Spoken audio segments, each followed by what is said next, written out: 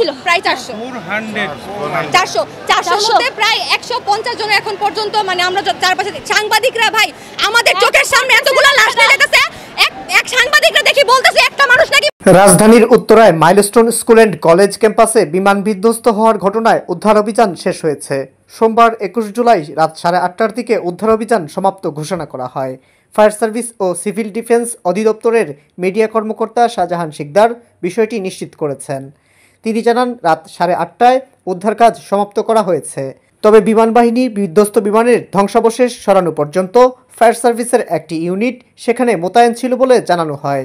রাত 9:10 তারা ঘটনাস্থল থেকে ফায়ার স্টেশনে ফিরেছেন। এর আগে দুপুরে দুর্ঘটনার পরপরই ফায়ার সার্ভিসের 9টি ইউনিট এবং তাদের পাশাপাশি সেনাবাহিনী বিমান বাহিনীর সদস্যরা উদ্ধার কাজ শুরু করেন। এ সময় হতাহতদের উদ্ধার করে সিএমএইচ কুর্মিটোলা জেনারেল হাসপাতাল, বার্ন ইনস্টিটিউট, ঢাকা মেডিকেল সহ উত্তরার বিভিন্ন হাসপাতালে নিয়ে যাওয়া হয়। জানা গেছে, দুপুর 1:06 বিমান বাহিনীর প্রশিক্ষণ বিমান F-7 বিজিআই উড্ডয়ন করে। ঢাকার আকাশে চক্কর দিয়ে কিছুক্ষণের মধ্যেই অর্থাৎ দুপুর 1:30টার দিকে সেটি রাজধানীর উত্তরার মাইলস্টোন স্কুল অ্যান্ড কলেজ চত্বরে বিধ্বস্ত হয়। দুর্ঘটনায় এখন পর্যন্ত পাইলট সহ 20 জনের মৃত্যুর খবর পাওয়া গেছে। আহত হয়েছেন আরও অন্তত 171 জন। এছাড়া উদ্ধার অভিযানে সেনাবাহিনী, পুলিশ ও ফায়ার সার্ভিসের কর্মীরাও আহতের খবর পাওয়া গেছে। ঘটে যাওয়া বিমান বিধ্বস্তের ঘটনাটি ছিল অনভিপ্রেত ভয়াবহ দুর্ঘটনা। প্রায় সবাই শিক্ষার্থী ও স্কুল প্রাঙ্গণের মানুষই ছিলেন। সরকার আগামীকাল মঙ্গলবার একদিনের রাষ্ট্রীয় শোক পালন করছে। এদিন পতাকা অর্ধনমস্তক থাকবে। ঘটনায় বিমান বাহিনীর একটি দল তদন্ত চলমান রেখেছেন। বিভিন্ন সূত্রে বিমান যান্ত্রিক ত্রুটির কারণে নিয়ন্ত্রণ হারানোর শঙ্কা প্রকাশ করা হয়েছে। এছাড়া বিভিন্ন দেশ শোক প্রকাশ করে সাহায্যের বার্তা দিয়েছেন বলেও জানা গেছে বিভিন্ন সূত্রে। তবে এ ঘটনার পর জনসাধারণের মধ্যে সচেতন মহলের অনেকেই ফাঁকা স্থানে প্রশিক্ষণ বিমান উড্ডয়ন সহ দেশের আধুনিক হাসপাতালগুলোতে বার্ন বিভাগ সহ সকল সুযোগ সুবিধা নিশ্চিতের দাবি জানিয়েছেন।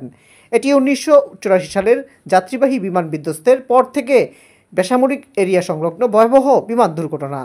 80% বার্ন ছিল, তাদেরকে আমরা প্রাইমারি ম্যানেজমেন্ট দিয়ে আমরা ঢাকা মেডিকেলের যে বার্ন ইউনিট ওখানে পাঠিয়ে দিচ্ছি সাথে সাথে।